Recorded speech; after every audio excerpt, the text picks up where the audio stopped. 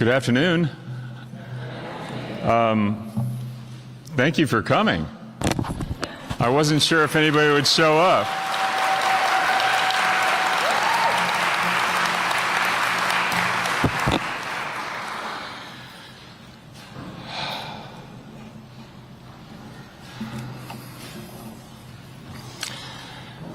Well, really, thank you all for being here today. This will be my last address officially as mayor, although we do have some business to take care of this week. I do want to acknowledge the presence of my family and friends and my colleagues. I greatly appreciate you making time to be here today.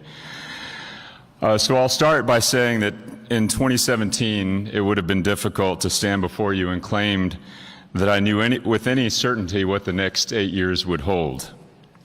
It would also have been foolish to assume that I had all the cures to our ills or the answers to every problem. What that really means is that political campaigns and the seasons that we're in seldom reflect the whole future that lies ahead. So I'll begin today by wishing Mayor-elect Gina Ortiz-Jones and our entire new City Council very well. Let's give them a big round of applause.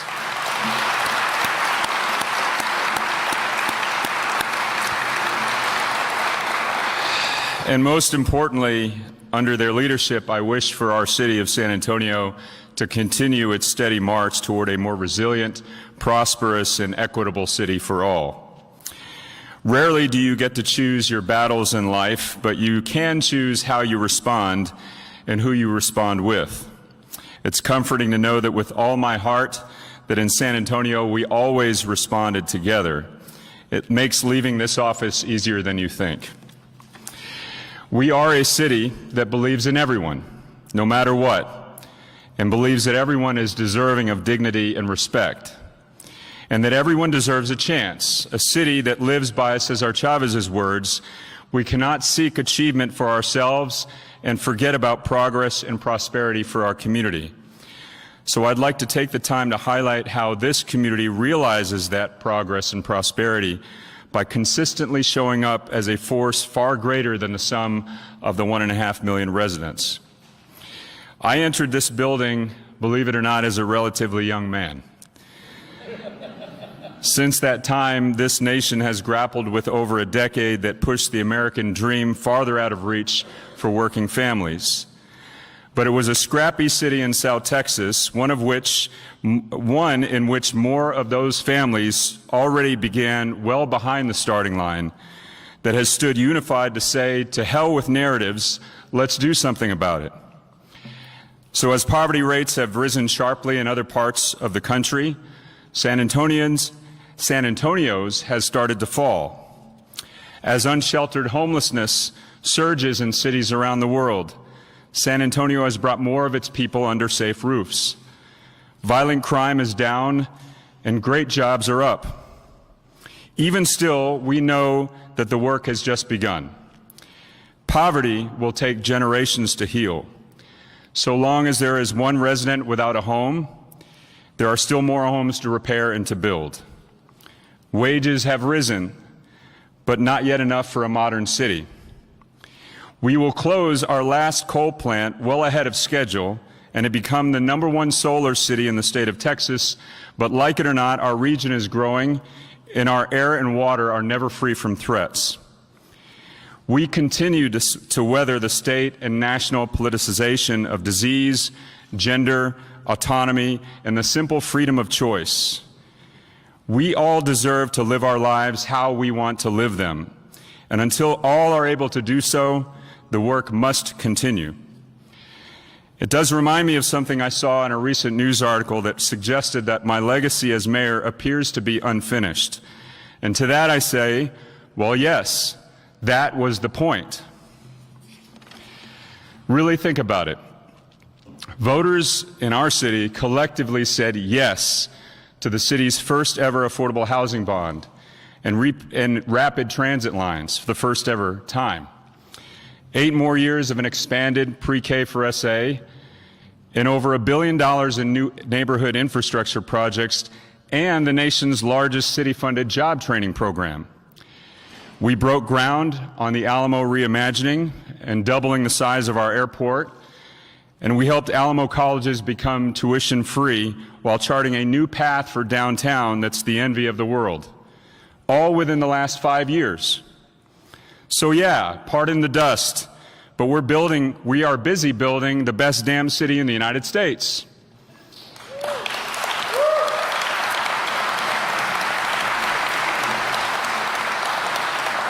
Continuous investments in the people of our community will be the only way we can finally pull ourselves out of the holes that we've bemoaned for so long.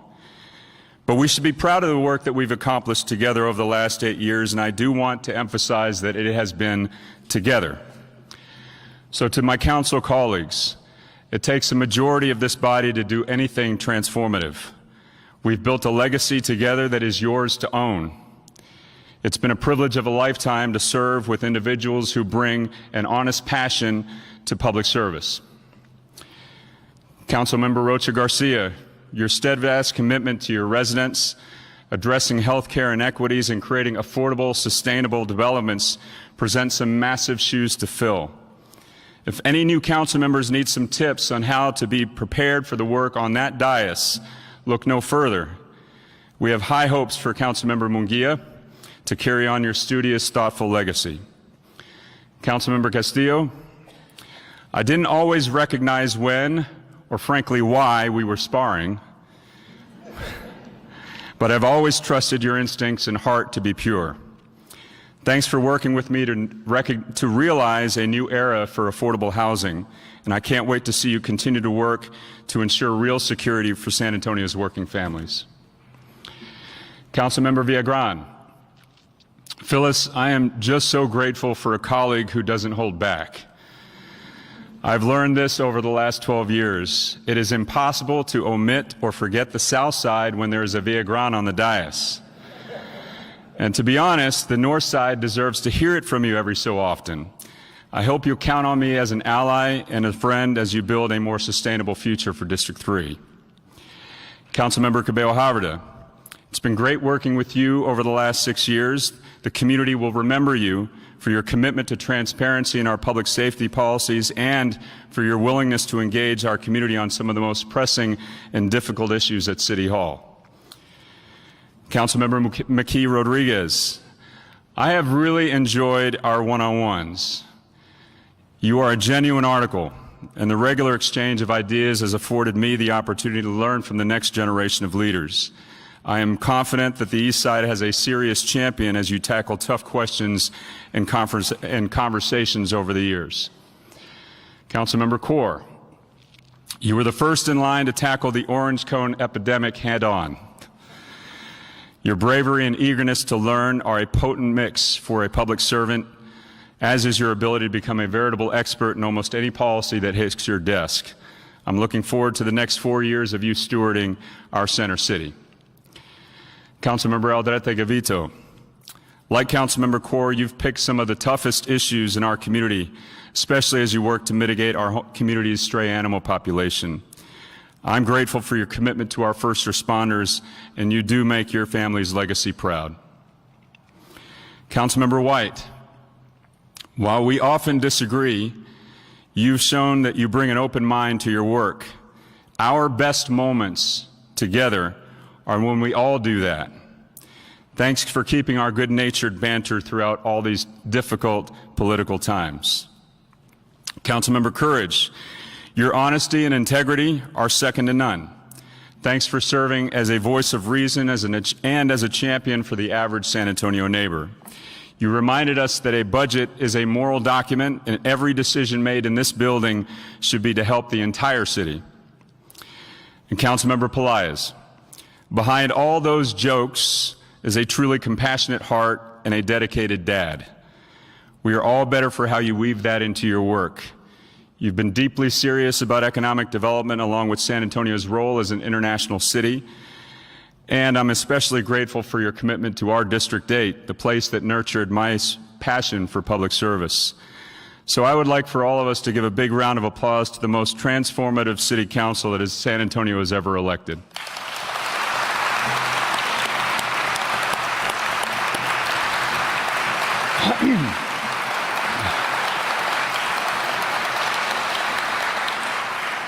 But what good is our vision if the organization can't put it into action? So if you'll indulge me for just a moment, I'd like to thank our city staff leadership. Eric Walsh, man, I will seriously miss taming goat rodeos and cowboying up. For everyone else in the room, that means finding common sense amid the chaos and making the right decisions no matter how tough they may be. You were my wingman as a deputy when we pulled together a plan to save the Bracken Bat Cave, and since then you've been a partner and a friend through some of the most challenging times our city has ever faced. Given the height of our aspirations, the severity of our challenges, and the audaciousness of our ideas over the last 8 years, I really do think that we have the best city manager in the country, y'all.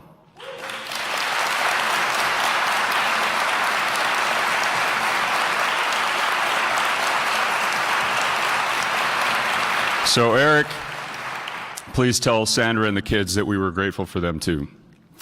To Maria Villagomez and her teams, where would we be without you? The answer is nowhere. I know that leaders in City Hall sometimes measure their dedication by whether or not they stayed as late as Maria that day. But there is really no way to measure how efficient, diligent, or responsive she has been throughout her remarkable career. So thank you, Maria, for your endless reserves of professionalism and candor, and most importantly, your compassion.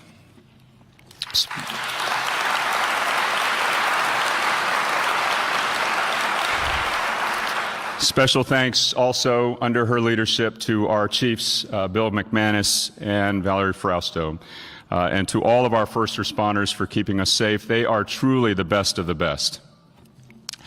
Lori Houston and her teams, you bring big dreams to fruition, whether it's the city's first ever affordable housing bond, the Alamo redevelopment, a rental assistance program that became a model for the nation, or a new era of vibrancy and activation within our downtown core. We've always been able to count on you, and I'll miss your creativity and your heart to serve our most vulnerable residents. Jeff Coyle, we are doubling the size of our airport. And year after year, you, along with Sally, Juan, and their teams, have successfully managed to preserve our community's voice and prevent the state and federal governments from seizing City Hall. No joke. Your teams deserve every bit of praise they receive, and special thanks, of course, to Jesus Saenz for delivering our airport into the 21st century. Alex Lopez, I think it was just minutes after you were promoted that we had to get the ball rolling on the ready-to-work implementation. You've been instrumental in some of San Antonio's biggest victories, including the $1 billion week that brought Navistar and our community's massive expansions to Toyota. Things like JCB, a new plant, or new sister cities don't happen overnight. And so I want to thank your teams, especially Brenda Hicks Sorensen, Sherry Dalit-Shahi, and also Jenna Saucedo Herrera for their teamwork and friendship. And a big special thanks to Mike Ramsey for doing the impossible for our residents each and every day. John Paterick, we miss you, John, on our side of the second floor, but it's been great watching you adapt to a role that is no easy job. But now that I'll be driving again soon, I look forward to texting you about nuisance construction zones. Thank you for everything that you've done for my office and for the city and your roles in the city manager's office. I did see David McCary. I still see David McCary. I've appreciated the opportunity to work with you and your deep dedication to the UNCF. Your commitment to your employees is unmatched, and it's been an honor to watch you rise through the ranks. I'll miss the guy with the best attitude in the city.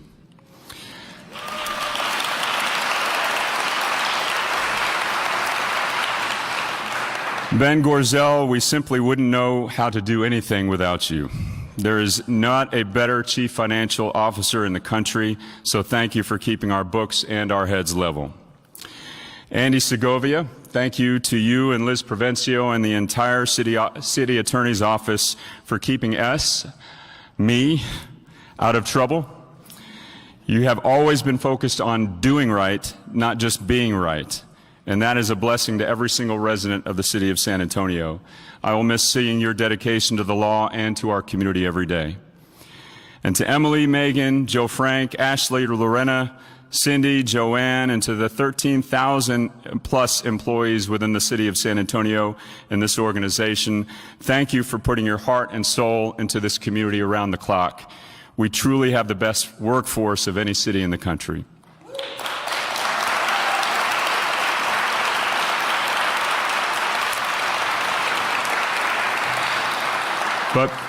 But beyond city staff, elected officials don't operate alone.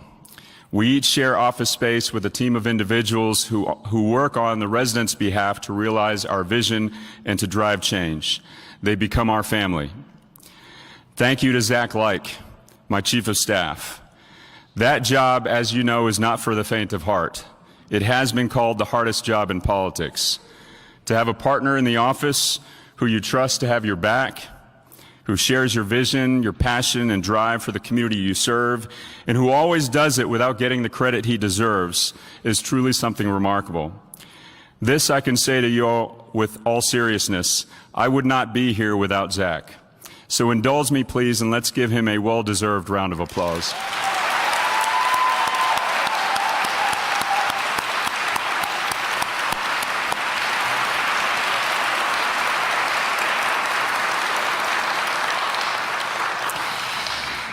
And by the way, to Peter, he's moved on, to Joe, Gus, to Aaron, and all the past and present members of the executive detail team, thanks for literally having my back.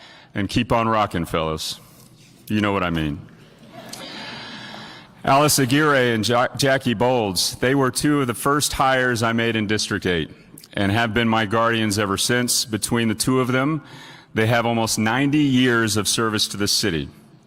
9-0. I'm grateful that they decided to postpone their retirement to keep serving me, alongside me. Same goes for Bruce Davidson. You know he's a former newspaperman and agreed to unretire to be my communications manager. But honestly, he's been so much more than that, including a mentor, a historian, and a counselor when the occasion called for it. Thank you, Bruce.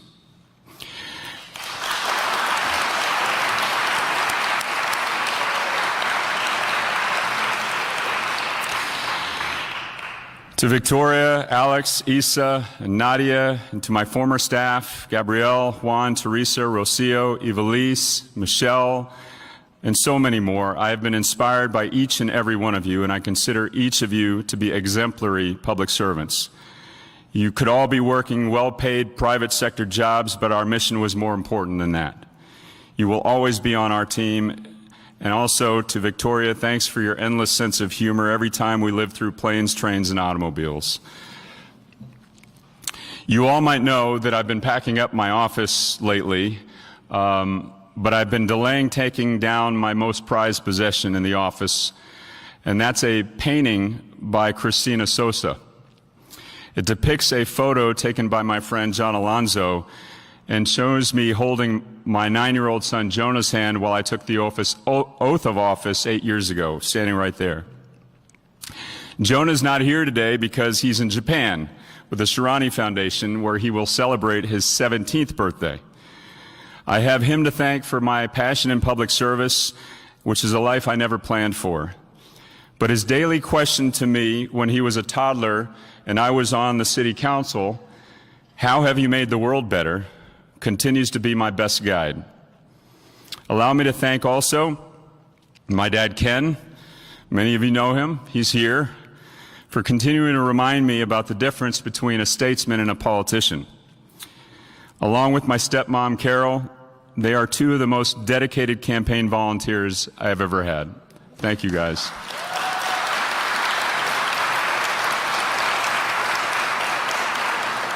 And to James Lee, James and Anna, thank you for being there for me. Sometimes we don't always agree on politics, but we did agree that serving the city was an important thing to do, and I thank you for always being there for me. And to Erica, what can I say? I'm grateful that this city has slowly but surely gotten to see the relentless passion and fearlessness she has for the people she loves and for our entire village. And it may sound ridiculous, But even as mayor of the 7th largest city in the United States for the last 8 years, every day I'm still the 24-year-old newlywed trying to make his wife proud when he gets home. Erica, I love you.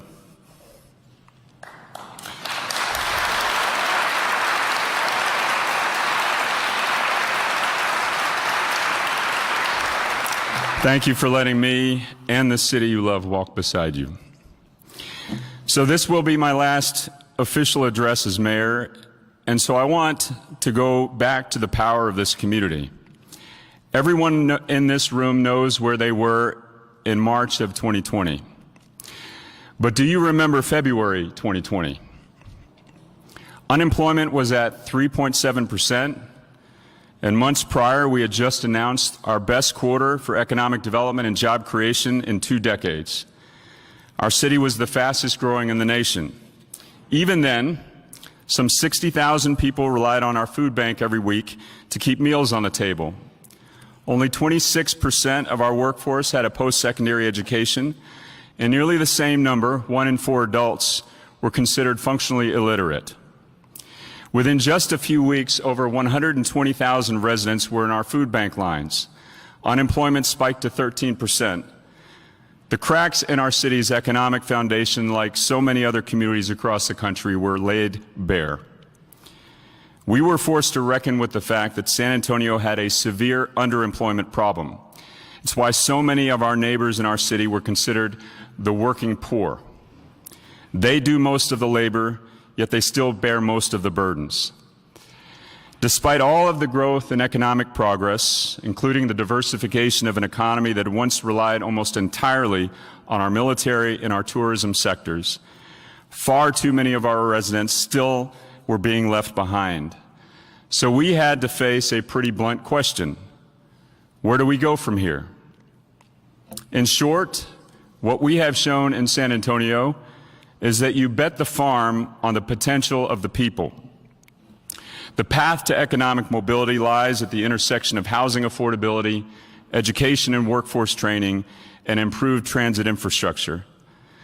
7 months after the pandemic gripped the world, voters approved 3 sales tax referenda by wide margins to expand pre-K for SA, launch Ready to Work, and to dedicate future revenues to creating our city's first ever mass transit lines.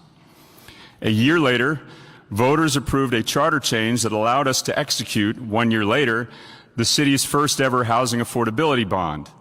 And now, 10,000 homes attainable for the residents of this city have been completed or are under construction. That means that between 2020 and 2022, San Antonio voters approved a little less than $2 billion of physical and human infrastructure investments above and beyond the city's annual budgets, all without new or increased taxes. But we must think beyond the votes and the investments. This is about the power and the potential of our people. Take the average Ready to Work participant. She is a woman of color, raising children in a household that is earning less than $14,500 a year total. When that participant graduates, it takes, on average, 55 days to get placed in a new job, and then they're earning $44,000 a year with benefits. The household income nearly triples, the kids are in a better position to succeed, and the cycles of poverty have a better chance of becoming cycles of economic empowerment. If you're not getting the full picture yet, let me tell you about Mr. Joel Bonguele. I had the opportunity to sit down with Joel and a few other Ready to Work graduates just a couple of weeks ago to hear firsthand how the program has enabled them to thrive in our community.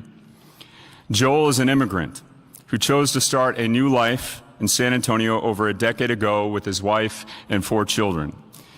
He had routinely worked multiple jobs to make ends meet, including many hours as a housekeeper for University Health. So when the community bet on our neighbors, Joel got a chance to bet on himself at a local career fair and enrolled in Ready to Work to earn an IT certification. Upon graduation, University Health was rolling out a new software system to schedule its housekeepers. They needed a new manager that was familiar with the work and who had also had the required technical skills to maintain that system.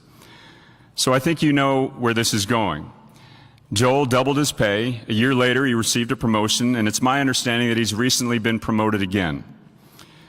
Now, Joel only needs one job to provide for his family. And just through Joel alone, this community, that lifetime of increased economic mobility will deliver hundreds of thousands, if not millions of dollars in new economic activity to this community. But most importantly, a family's lives, the Benguele family, including those children, have been changed forever because San Antonio said yes to Joel. Yet Joel's story is one of thousands now in our community. Take Ms. Olga Escobedo on the west side. Olga Escobedo's parents bought their one-story home on San Antonio's west side in the early 1960s, where she and her siblings were ultimately raised. Nearly 40 years later, Olga was the sole owner of the house, but it was far too much to handle, and the house was in a state of disrepair and nearing demolition. It's a story that we've seen too often.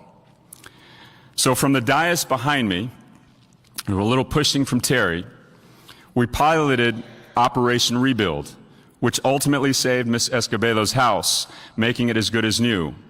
So on the night of her welcome home party, Olga turned to her sister at one point and said, "Look what they did to Mom's house." And her sister replied, "It's not Mom's house. It's your house now." These stories highlight the full power of our community. Whether you're a multi-generation San Antonian or looking to build a better life within our city, we trust you, we care about you, and we're going to bet on you every single day. So thank you for believing in the potential of our neighbors. Thank you for hiring our friends. Thank you for building homes for our families. And thank you for betting on me all these 8 years. Because it's the raw talent in our community that has always lived within San Antonio. We just needed to give our neighbors their shot.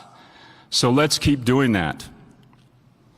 There's a second part to that Cesar Chavez quote I highlighted at the top of the speech, so I want to leave you with its close. Our ambitions must be broad enough to include the aspirations and needs of others, for their sakes and for our own. So keep reaching higher for yourself, San Antonio, but always remember that you have two hands. It costs nothing to reach out for a neighbor, but it could mean everything to our community. So thank you to my friends, my family, for always having my back. I see many of our comadres and compadres here today. Mike, Martha, Francisco. Thank you for always lending a helping hand, and thank you all for the privilege to serve. San Antonio, si se puede. God bless you all.